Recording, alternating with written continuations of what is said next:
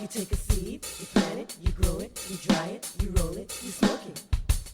You take a seed, you plant it, you grow it, you dry it, you roll it, you smoke it, and it goes down smooth. Hey!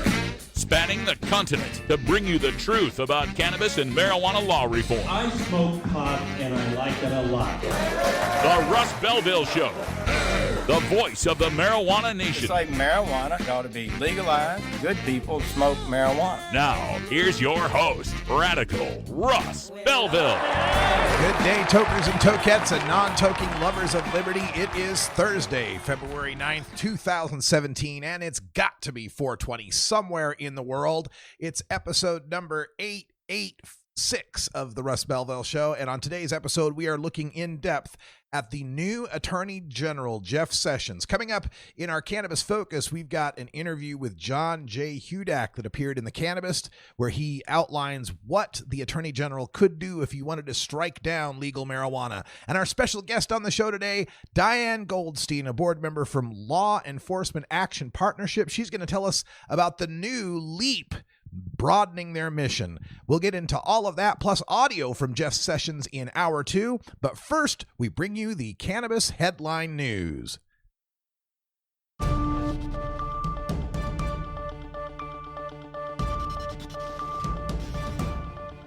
Covering the latest headlines in consumer cannabis, medical marijuana, and industrial hemp. Now your marijuana headlines in 4 minutes and 20 seconds. This is Cannabis News. This is your Cannabis News for Thursday, February 9th, 2017.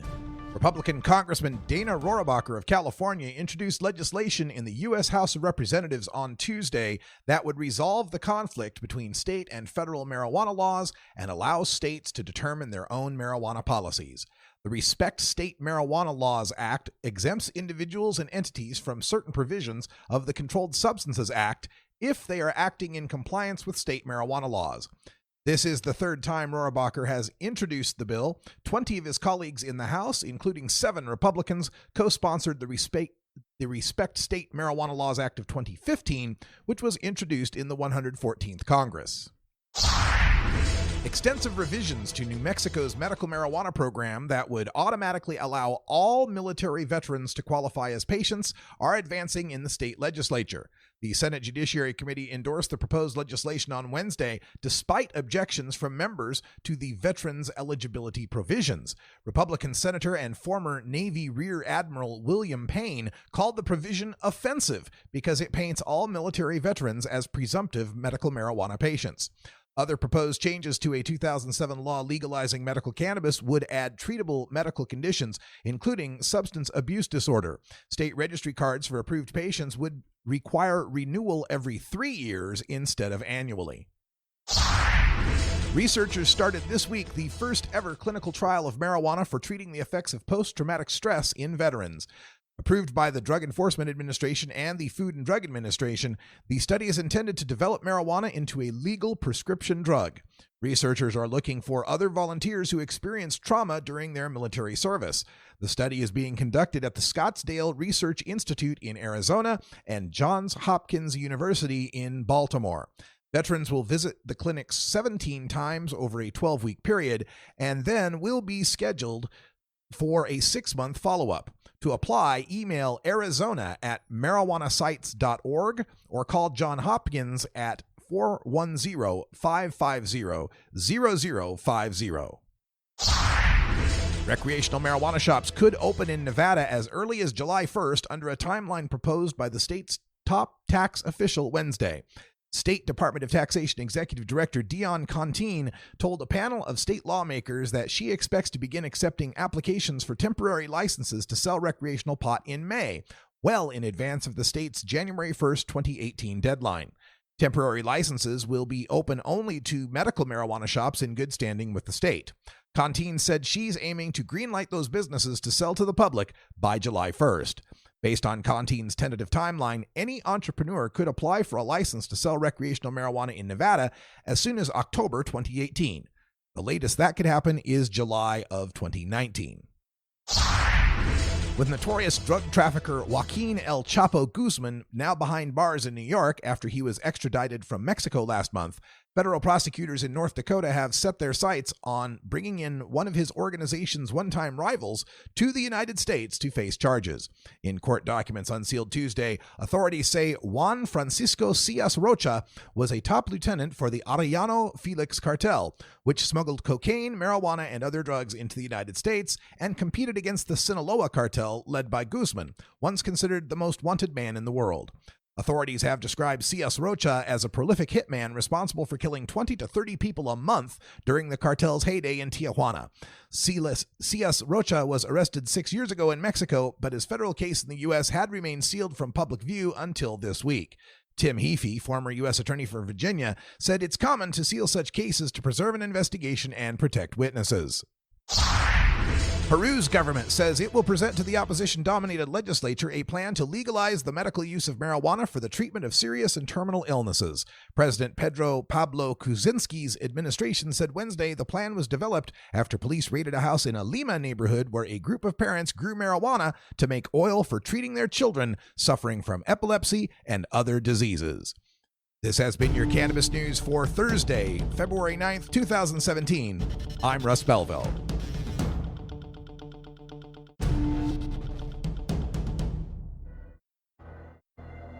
In the interest of fair and balanced journalism, the Russ Belville Show presents the anti-drug public service announcement of the day.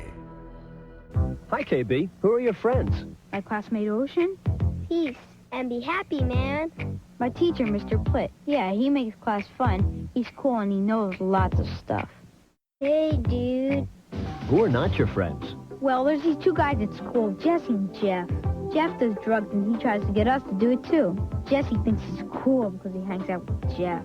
Hey guys, wanna have some fun? Oh, thanks, man. Yeah, get a life, guys.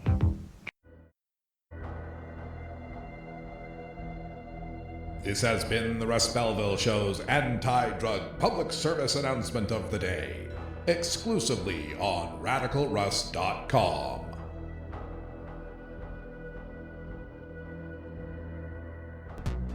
When you are starting up a medical cannabis business, you want a fired-up lawyer who understands the needs of cannabis consumers. The law office of Lauren Vasquez is your fired-up lawyer for the cannabis industry. Visit her website, firedupLawyer.com, or call 1-855-MMJ-LAWS for more information. That's 855-665-5297 for Lauren Vasquez, your fired-up lawyer, or email fireduplawyer@gmail.com. The Russ Belville Show, providing dictionaries to drug czars since 2009. Warning. Hits taken on this show are larger than they appear. Do not try this at home. These people are professionals. Or at least they aim you to say that. Bueller.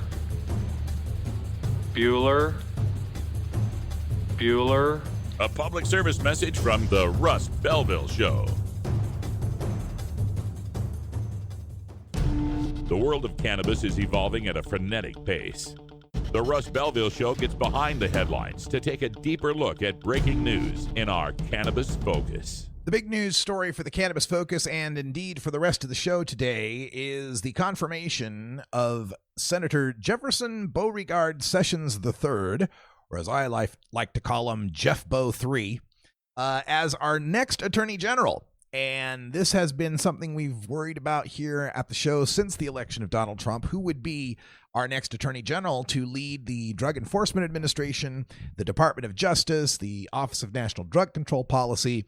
Basically, are we going to be able to continue with the marijuana industry and the movement to legalize medical and adult use marijuana? Or are we going to see a return to the drug war? And the cannabist out of Colorado sat down with John J. Hudak. He's with the Brookings Institute and the author of Marijuana, A Short History. And they talked about the scenarios that might occur under the administration of the Department of Justice under Attorney General Sessions. The cannabist asked how quickly Sessions might be able to move on a change in enforcement. Hudak answers that Sessions could, an hour after taking the oath, he says, this is the quote, "I can see Jeff Sessions an hour after taking the oath rescinding the Cole memo. I don't think he's necessarily going to do that, but he can. So the Cole memo, of course, lays out the 8 priorities that the Obama administration under Attorney General Holder, Attorney General Lynch, the 8 priorities they used to determine whether or not it was worth the Department of Justice's time to go after state legal marijuana.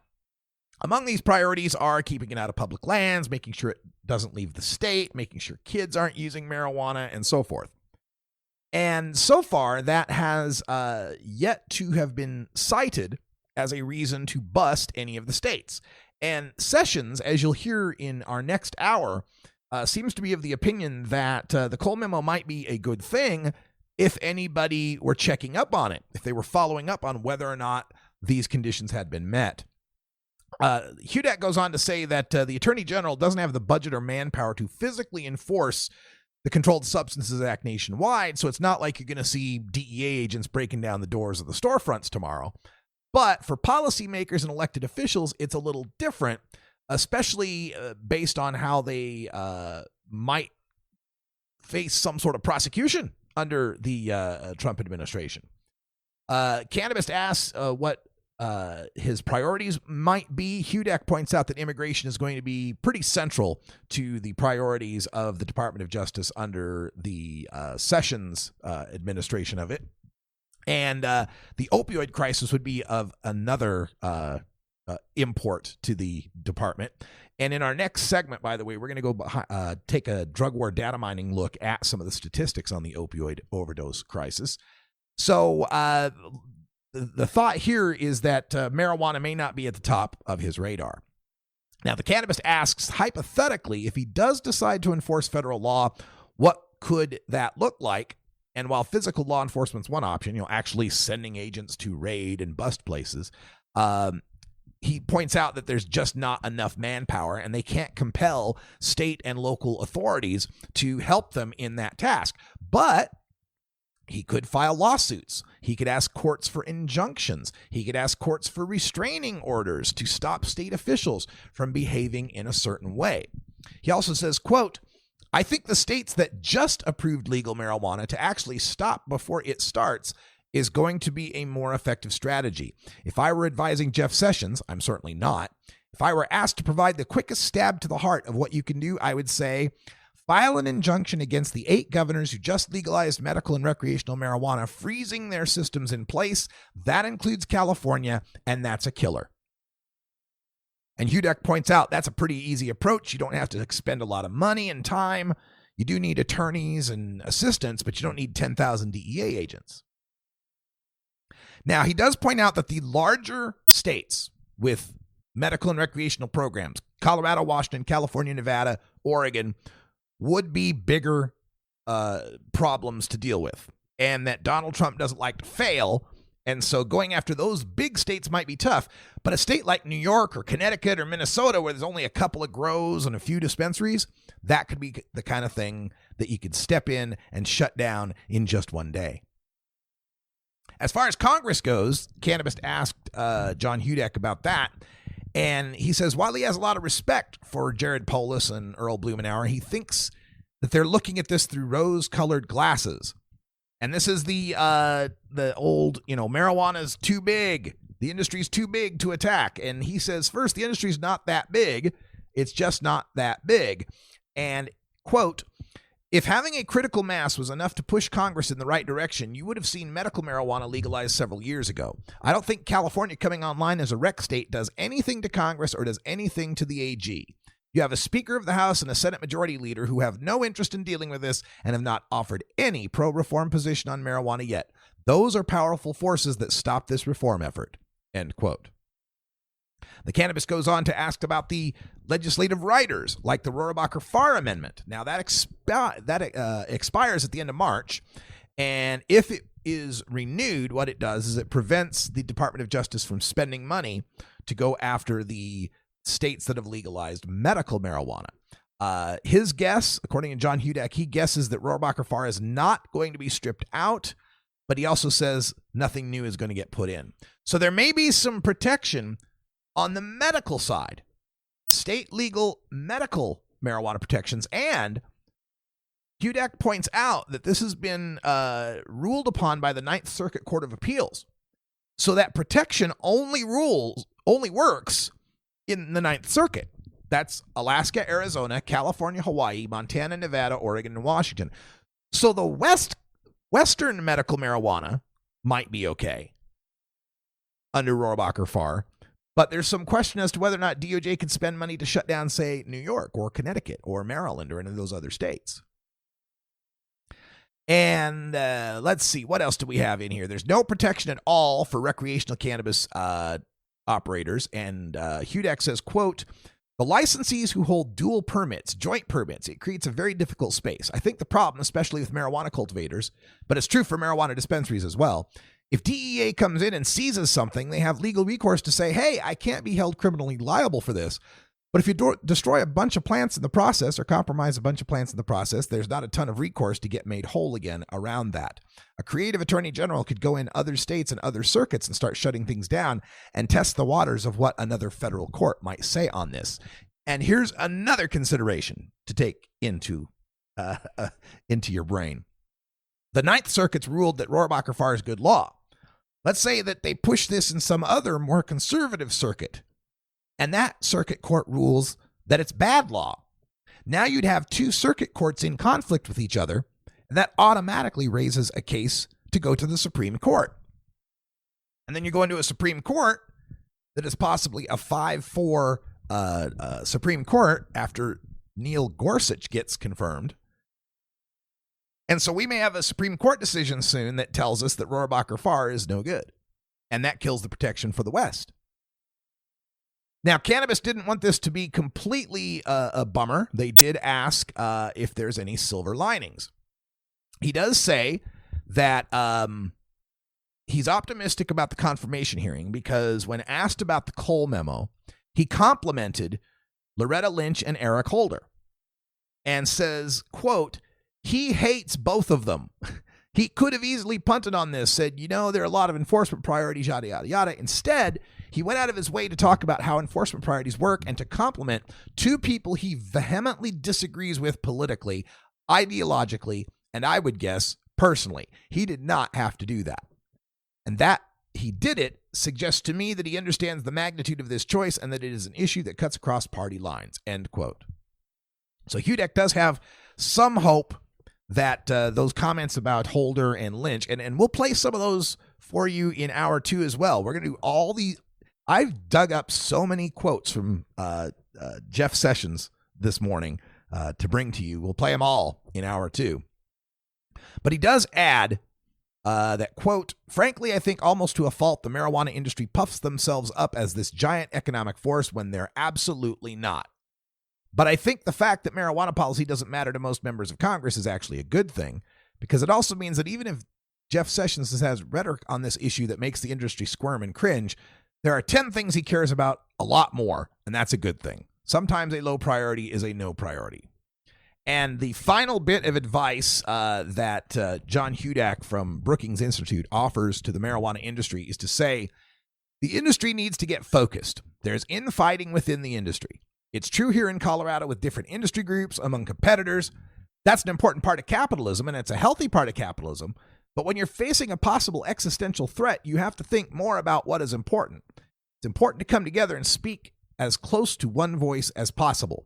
Most people who don't live in places like Colorado and Washington, and I would say those two specifically, have no idea what the marijuana industry is like, how it's functioned, how it's regulated. People in Colorado and Washington really understand it, and I think that's why 4 years out from this vote, it's still just as popular as it was on Election Day. And the final question, what does John Hudak think will actually happen under the Jeff Sessions Department of Justice? He says, I think so much time and energy and effort is going to be spent on immigration that there won't be much time for anything else. And 2, it's only a matter of time before there's another terrorist attack in the United States, not necessarily 9/11 large, but a shooting like San Bernardino or Orlando. That always creates a new track for any administration. There are a lot of reasons I believe the administration is going to be distracted from marijuana enforcement, and the longer they're distracted, the more the system continues to operate efficiently without significant harm, and the better off it is, and the lower it drops as a priority. I think we may get some war on drugs rhetoric. From now on, you will speak only when spoken to. New But the beginner good news guitars may and be- banjos are often constructed much better than ones built before your time. Why struggle? Get a new instrument or fix the old one. The trusted professionals at the Fingerboard Extension will evaluate your instrument for free. Repairs are priced for people who work for a living. Stop by the Fingerboard Extension downtown Corvallis at 120 Northwest 2nd Street today, or check out its inventory on the web at fingerboardextension.com. You're not high. You're listening to the Russ Belville Show. Some of the people who were taking marijuana for those purposes, the coroner believes after they died there was drug interactions. Okay, maybe you're high too. Warning. Hits taken on this show are larger than they appear. Do not try this at home. These people are professionals. Or at least they pay me to say that. Cool. A public service message from the Russ Belville Show.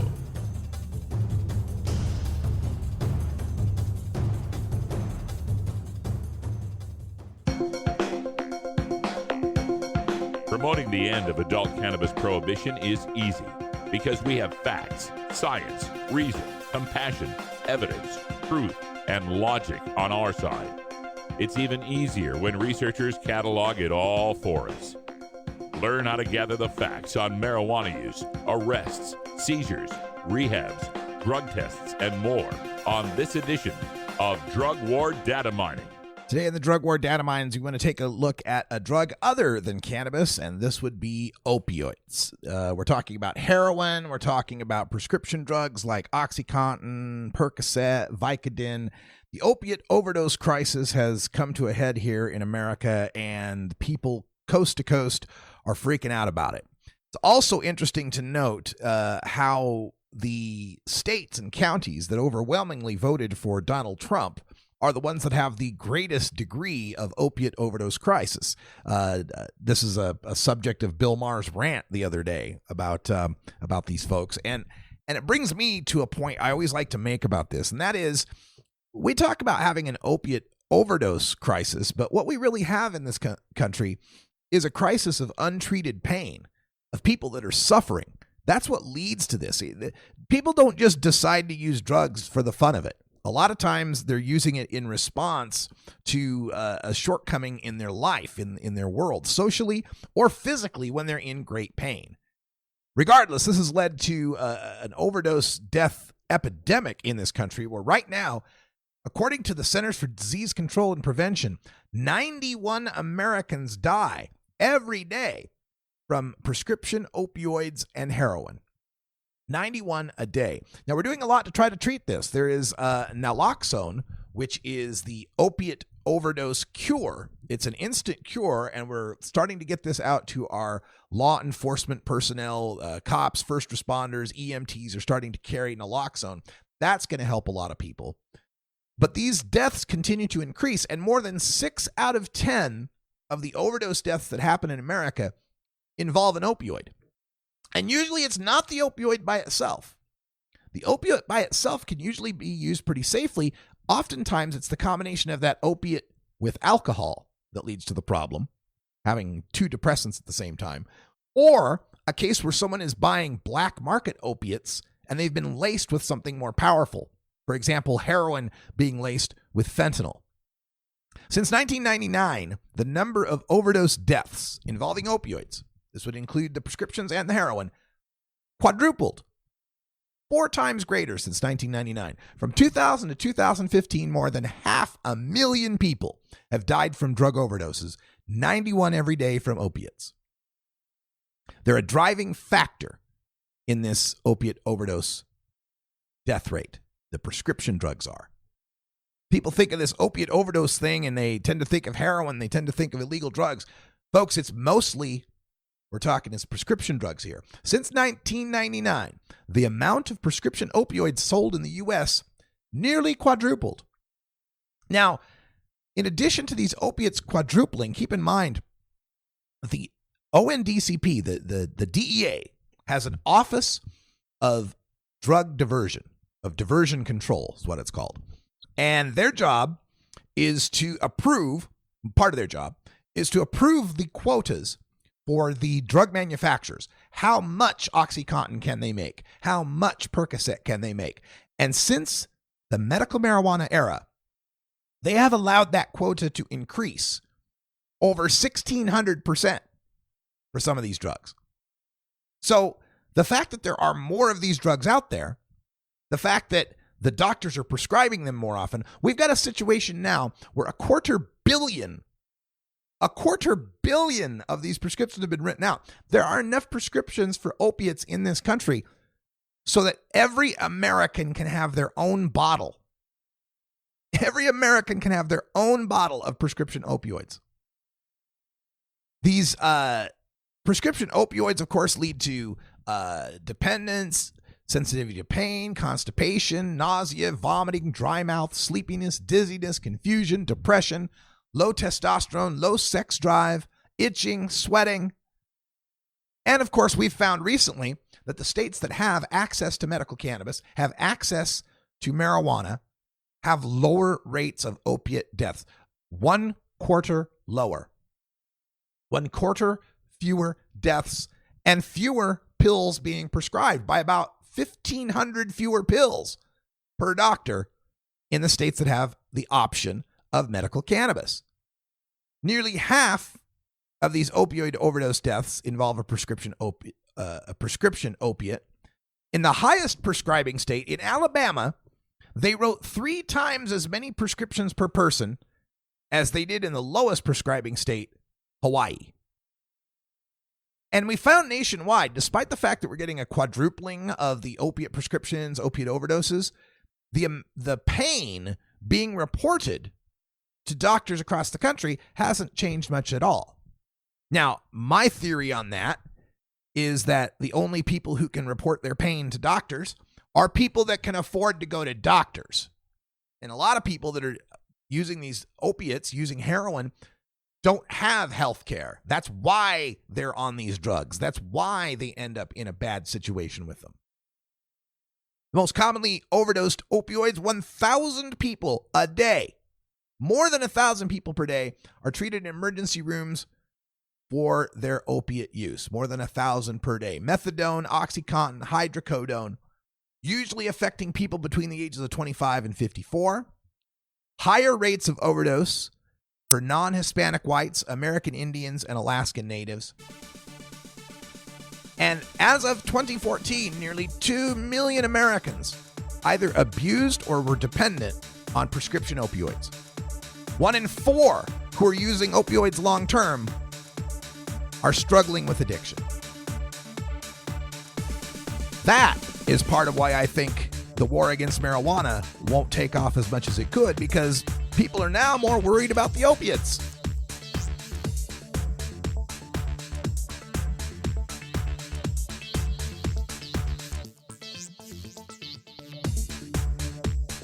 This is the Russ Belville Show on CannabisRadio.com.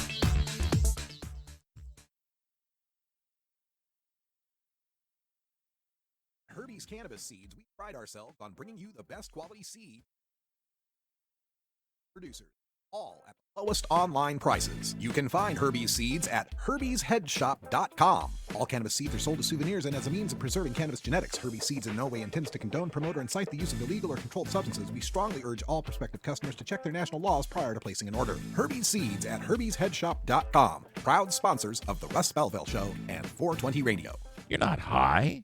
You're listening to the Russ Belville Show. Drugs are menacing our society. They're threatening our values and undercutting our institutions. They're killing our children. Okay, maybe you're high, too. Warning. Hits taken on this show are larger than they appear. Do not try this at home. These people are professionals. Or at least they pay me to say that. Yes, I cannabis. A public service message from the Russ Belville Show.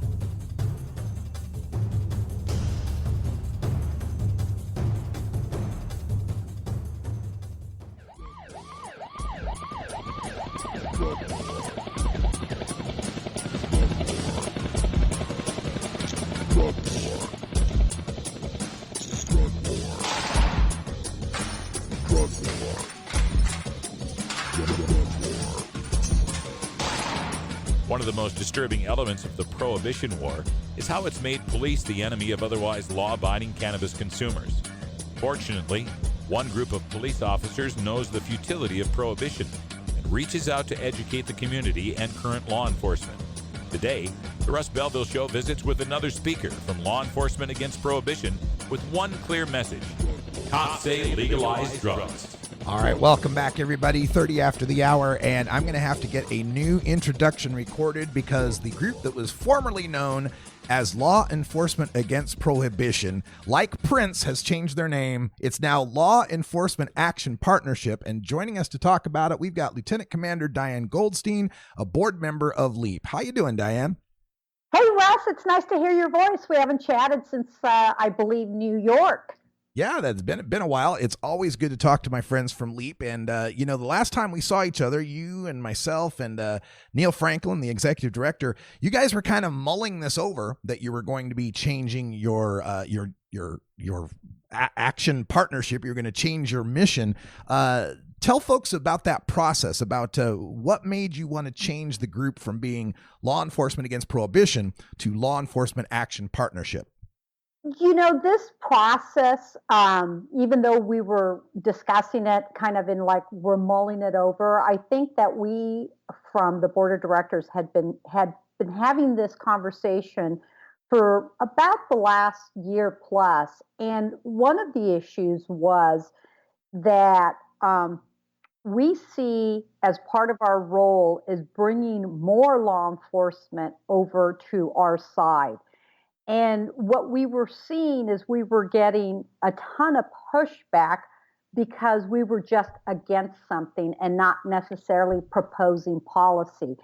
So since 2002, although we've done an amazing job of going out and educating law enforcement and lawmakers and the public, is we still had active duty criminal justice professionals who were reluctant to join us because of a lot of the stigma associated with substance use or abuse, so to speak.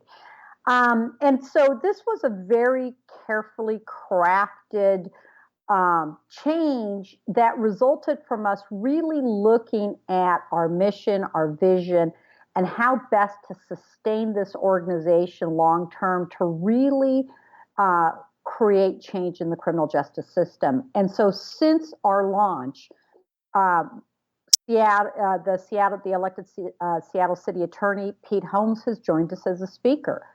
Since our launch just, less than a month ago, we've had several active duty police officers that in fact have joined us that are now safe to do so without retribution from their law enforcement organizations. That's great news.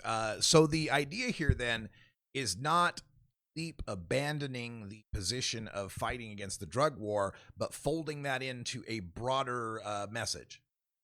Yes. So let me be very clear that ending the drug war is and will always be the number one goal of our new organization, which is not a new organization. I think I was talking to another activist, Sharmi Goldstein, when we launched, and I sent her our new website. She says, well, what's really different? And there really isn't anything, except for now we're in a place where it's not just discussing the harms of the drug war, but clearly identifying many of the solutions and the policies that we can change. So drug policy will always be the root of what we're trying to bring down, but we're now, rather than, cutting down this very diseased tree that has all these collateral consequences, we want to build good policy, and we need active duty law enforcement and criminal justice professionals to do that, as well as legislators. Many of the discussions that I've had with folks from Law Enforcement Against Prohibition over the past couple of years have dealt with the tragic shootings that have happened. Unarmed black men. Oftentimes these are drug related, or at least the investigation began because drugs were assumed to be related. Was that a motivating factor for you, for Neil Franklin? I know he came up in the hard streets of Baltimore. Was that a motivating factor for when you broadened this mission? You know what? I think, I'll speak for myself, yes, and for Neil as well, is I think what this allows us to do is to talk about how we change law enforcement training. I'm in grad school right now, and it's interesting that I'm writing a paper on uh, the subculture of law enforcement and how we effectively change organizations from within. And this allows us to broaden the scope and basically say, hey, look, there are some state of the art law enforcement academies that are out there. For example, state of Washington has an academy that has completely changed the dynamics of their law enforcement training to emphasize the protection of life. That, that's our first priority. And they have contributed to the growing research on de-escalation and communication and how that can in fact reform law enforcement agencies and make both police officers safer and the community. Well, that's something I'm glad to hear, because it's been something I've been paying attention to a lot in the interviews that I've done, and this is just one of many areas where I believe law enforcement action partnership can be helpful to us. What are some other areas of policing that LEAP might get involved with? So civil asset forfeiture reform, we've been talking about it for years, and it's never really been a primary focus of our organization. That is now one of the significant pillars of what we're going to be addressing. I think obviously you wrote an article within the last couple days on the statement by 45 to the sheriff on we're going to destroy a senator's career because he's proposed reforming a clearly supported bipartisan policy. Both Republicans and Democrats alike are supporting reforming and ending civil asset forfeiture reform. So that's going to be a huge tenet, because we don't want to see the rollbacks that may occur if we don't reform forfeiture at the state level. I'm glad you bring up the civil asset forfeiture. I've been putting together some audio from the new Attorney General, Jeff Sessions, and I found this clip from him from one of the meetings, one of the hearings they had on Capitol Hill regarding what they call the equitable sharing program of asset forfeiture. Let me play that for you and then ask you a question, get some comment on that. Just 1 second. The federal government has a good system for forfeiture. Try that again. Oh, no. Wouldn't you know, it froze up on me just when I was trying to play that for you. Let's see if we can get that clip to play for you one more time here. Let's try. No, it doesn't want to play. Okay, well, I'll just go ahead and just ask you the question directly. It appears that Attorney General Sessions is quite fond of the equitable sharing program and lamented the Eric Holder's direction to dismantle that program and stop the sharing with the state and local authorities of the assets that are seized in criminal cases. This doesn't bode well, I think, for any movement on this asset forfeiture. Have you guys heard anything different, or have any plans to press this with the Department of Justice? So, it's very interesting. One of the things that I've seen in the last couple of years, not just on the issue of cannabis reform, but around the issue of civil asset forfeiture reform, is that the states increasingly are passing significant civil asset forfeiture reform legislation. And in large aspects, I think that's going to be the way that we push Congress to eliminate, which is really the long-term goal. There should be no such thing as civil asset forfeiture, unless it's agreed upon, fine or some other type of forfeiture that we've used in the past. But the notion that someone's property is guilty and you have to prove it innocent violates every tenet of our Constitution. Absolutely agreed. And it was pointed out that in that remark that President Trump made to the Sheriff's Association, the sheriff had brought up a Texas state senator who proposed, and I don't think this is too radical a notion, he had proposed that, gosh, maybe somebody ought to be guilty before we take their stuff. And President Trump dismissed that and said, can you believe it? And can you even understand the people on the other side of this issue? What is it with these people? They don't understand the basics of our constitutional democracy. Well, I think that part of the issue is you have to go back and look at the history. Is, like every other broad-based law that we've enacted, is even the founders of Brad Cates and John Yoder, who started the federal civil asset forfeiture program in 1980, state today, and in fact, Brad Cates is working with Institution of Justice, and I've done some work with Brad around this issue. They state today that the program is so corrupted that it needs to be completely eliminated, that there is no fixing the federal equitable sharing program. And so I think what's interesting is with people like Brad Cates and John Yoder, and we're finding partners in both sides of the aisle. You have to remember in California last year, we had a 2-year battle with law enforcement on this issue. And we had a very interesting partnership that I would walk in to legislators' office with a member of the Heritage Foundation, the lobbyist for the Drug Policy Alliance, myself, and a member of the ACLU. So all of us may not agree on a lot of different issues, but on this issue, it's very clear there's a huge support in the public and in politicians to end the practice.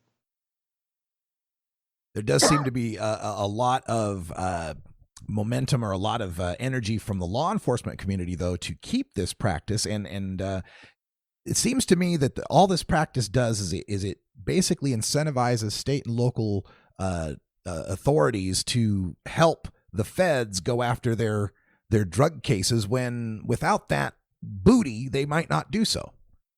Correct. There's no ifs, ands, or buts about it. Is one of the things that we managed to do in California legislation is we actually enhance the protections for California residents who may be impacted by federal joint narcotics task forces. So in California right now, if you own any real property or have cash up to $40,000, it requires a conviction, whether it's on the federal level or on the state level.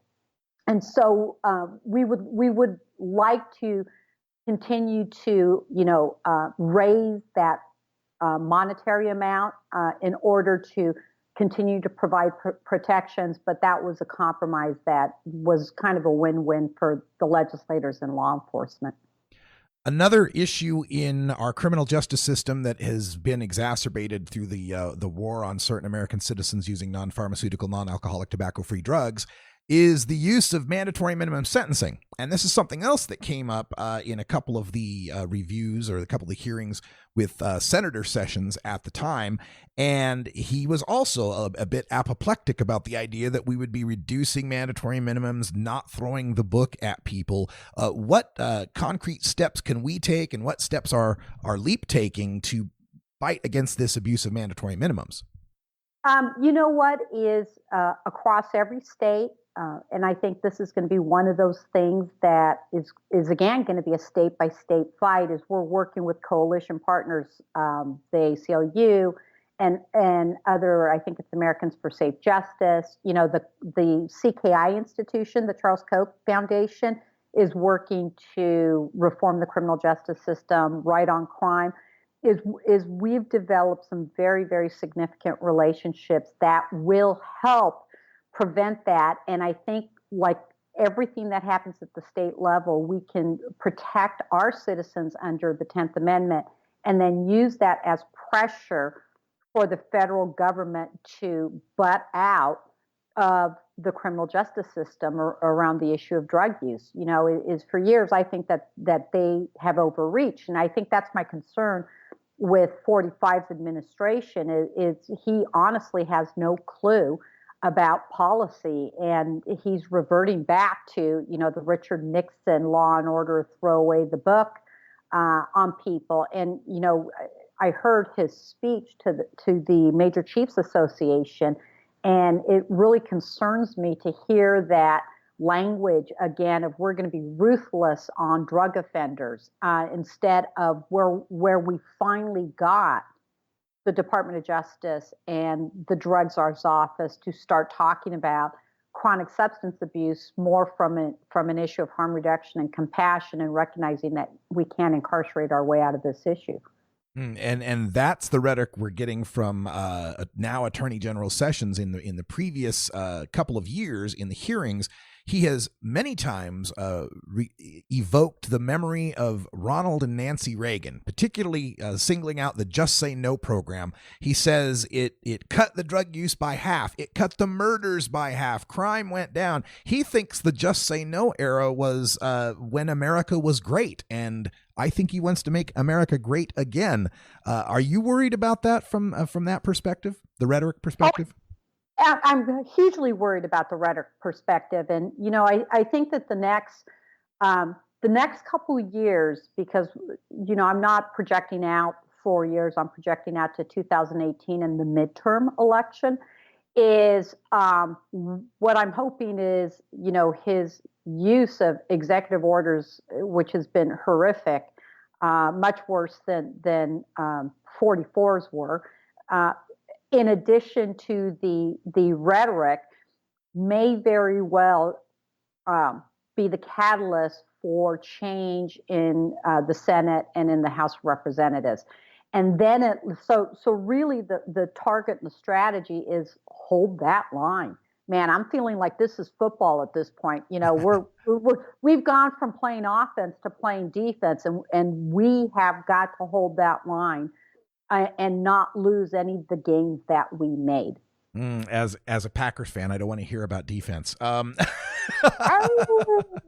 We could use some over there too in Green Bay. Yeah. So let's talk a little inside baseball now on this, because the evolution, LEAP was first formed in what, 2002? Is that right? Correct.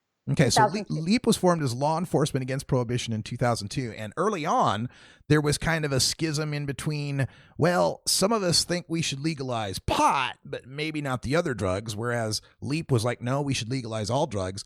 As you've moved forward now and expanded this into law enforcement action partnership, is there an internal break as well from some that say, hey, we're straying too far from the mission of ending the war on drugs? There has been a schism, but you have to understand is our mission is still to legalize all drugs. Our mission is to end the drug war. That's not going to change. And by broadening the mission, I think it's going to make us stronger, and it's going to make us, in the last couple of years, we have not been outliers on the issues of cannabis. But we continue to be outliers on the issues of, what do we do with all the other drugs? And I think this gives us the ability to continue to craft the message that our drug policies are a human rights disaster, here and abroad. Plain, simple, end of story. That is not going to change at all. And I think it's also going to allow us to be smarter. I use the strategy and talking about states' rights all the time, not just on the issue of cannabis, but on the issue of every other drug. And in California, our substance use or how we want to enforce our drug policies is different than how New York or Idaho does. And so it is. I think the next couple of years we're going to make more gains on the state levels.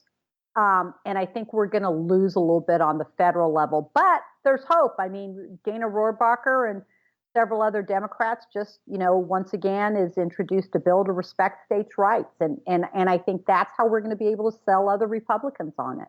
I sure hope that's the case.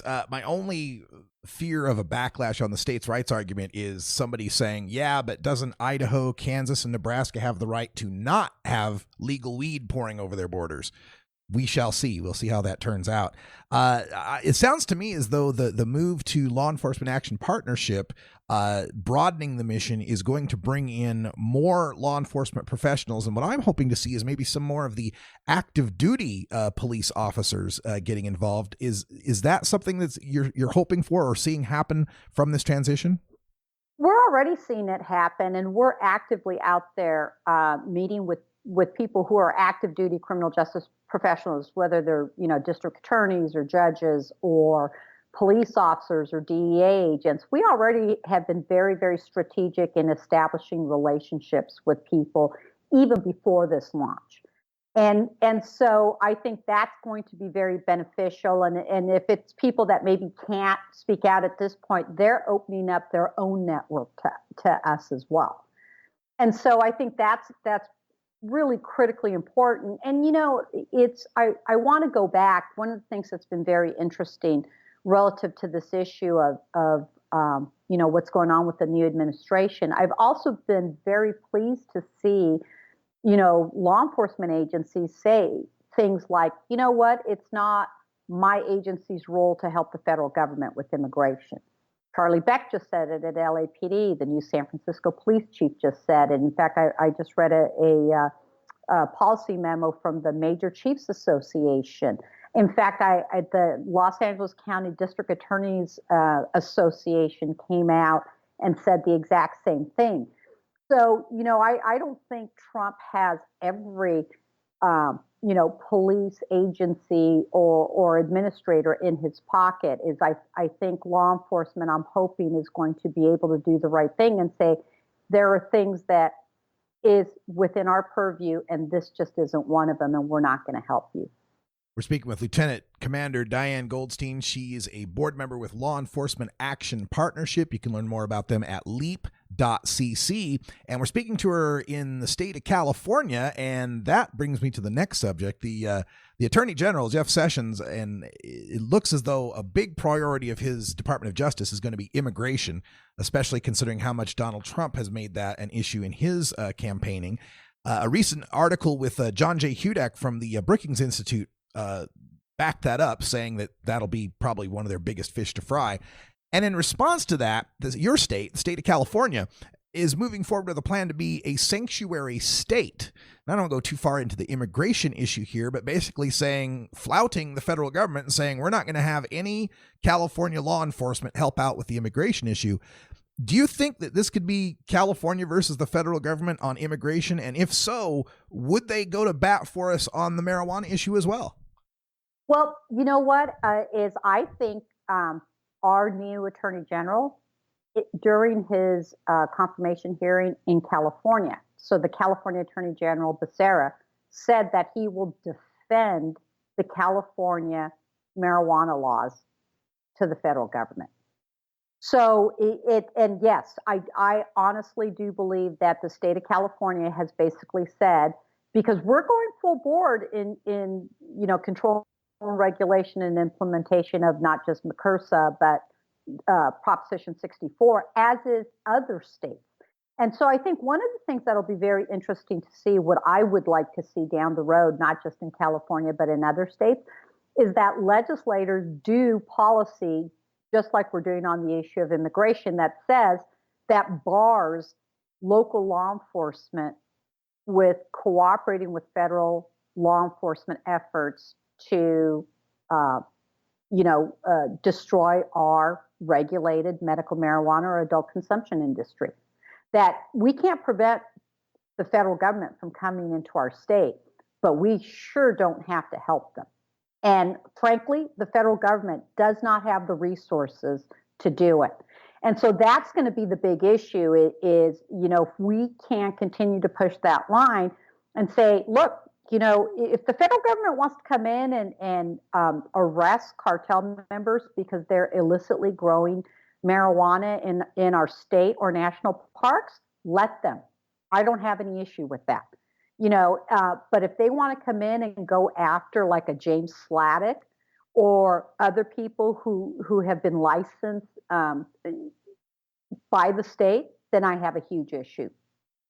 All right, we're speaking again with Diane Goldstein from LEAP, and we're approaching the top of the hour, so I want to make sure we get a couple of other subjects in here before I let you go, because now that your mission is broadened, we got so much more we can talk about. There's things that I've been concerned about, and I'm hoping LEAP is concerned about them as well. And that would have to do with the use of the SHU, the secure housing unit, the solitary confinement. Is LEAP going to be getting involved in the issues like that with, with fair imprisonment and torture and such? You know what? We haven't gone that deep and nuanced. I know that we have individuals from LEAP that have spoke out about issues like that. And so I think it's going to depend on, is there new legislation that we can support that may impact that? Is it something that our coalition partners are proposing? Not every single policy issue is one that I think that we're going to actively do, but we may work in conjunction with someone else. Gotcha. Does that make sense? Yeah. I guess in a broader sense, I'm trying to gauge how broad does this new partnership go to? Is it issues of just policing, the courts, the prisons, probation? I mean, how far are we going to cover? So here's the pillars. Look at the pillars. It's good. Police accountability, transparency, issues like body cameras, training, mass incarceration, is working with organizations, whether it's FAM or someone else, on the issues of clemency. For example, during the lead up to Obama leaving, we were actively writing clemency letters for prisoners who were in prison at the federal level. You're going to see issues of safe injection facilities, harm reduction, needle exchange programs, developing maybe other crime prevention policies that the use of how do we define and evaluate an effective law enforcement agency. So the issues of community policing and how best to implement those. So I think that there's a lot of different things that we can fit under those pillars, so to speak. Absolutely. And the one final topic here, the Department of Justice under the previous attorneys general have done some reviews of certain police departments like Chicago and Baltimore, where they found problems with pattern and I forget the other term. Practice. Pattern and practice. Pattern and practice. And the latest word I heard from the Trump administration was they were going to get away from that and go to, it's only just a few bad apples and just singling out the bad apples rather than, noticing that the rest of that saying is spoils the bunch. Any thoughts on that? Yeah, it's interesting. So you have to look at the history of consent decrees in law enforcement, and largely they have revolved around the issue of which party was in power. And so we didn't have an emphasis on consent decrees during, Reagan, Bush, but we did maybe during Clinton and Obama. And so I think Trump isn't necessarily being an outlier in it. I don't agree with it. I think that consent decrees are in fact a necessary part of the proper role of the Department of Justice in evaluating the legitimacy of law enforcement agencies. And I think that's one that down the road, we're really going to have to, both personally and as an organization, we're going to have to watch and work with other advocates like the ACLU or other organizations who will clearly be bringing up lawsuits in order to rectify some of the policing problems like they've done in the past. Well, that's fantastic news, and we're just about out of time here, but I want to thank Diane Goldstein from LEAP for joining us, and congratulations on the new mission, and good luck moving forward in the future. No problem, Russ. And hey, by the way, I'm going to be in Portland in April. Oh, I will see you here in April. I sure will. We'll talk soon. Okay, thanks so much. All Thanks right. to your listeners. Yeah, you betcha. And that's all the time we've got for this hour. And I've got all sorts of weird things happening with my automation software. So if I seem distracted, it's because I am. Things don't want to work when I want them to work. All right. Well, we're going to take a short break. And when we come back, we'll have our hour 2 here, our Toker Talk Radio coming up right after I Can Make Things Go. Go, I say, go.